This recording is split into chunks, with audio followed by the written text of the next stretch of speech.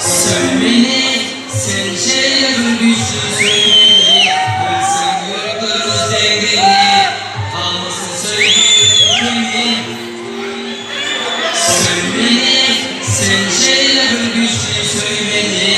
Hırsın yurtlarımız dengeli, kalmasın söylediğim kimi.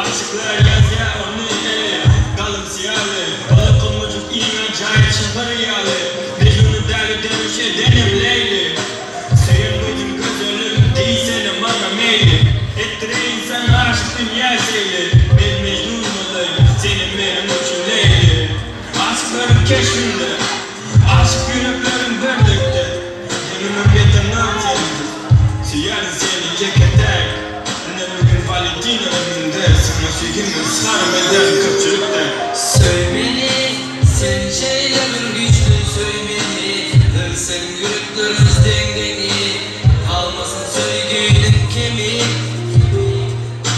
Söylemeli, sen şeyler güçlü söylemeli. Hırsın yurtlarımız dengeli, kalmasın söylediğim kimi.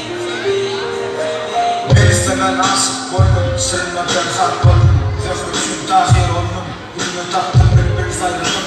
Ve vurup sordum, dinleme bollu sana düşünem okulum. Sana dünya duyguları yok, içimde en güzel. Dünyada sebep yokluğum zenzili. Aklımda sevgen her cenneli. Gelsere sensiz dünya cenneli. Yetmek nesip etmedi sürüyü menzili.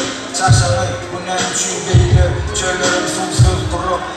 Yanmayı doktoru, uçuktan ya suyu içira. Suyan kızım gelmez mi, menle yara. Geldi mi son koytura, sana şoslar yakasın. Yanmayı doktor eken on arkasını. Üçüncü kezden armağan oldu. Beni yok, yaradar oldum. Ömür bolup gülme zar oldum. Ey Hudar, ıskıma gazetenin radar oldum. Bir erteki, bir var, bir yok oldum. Bu suyu şeyle acayip, sensiz dünyada mutlu. Seninle yaşamak kızıklı. Yürü meseret kan doğruya çızıklı. Yürü meseret köşem yarım sensin.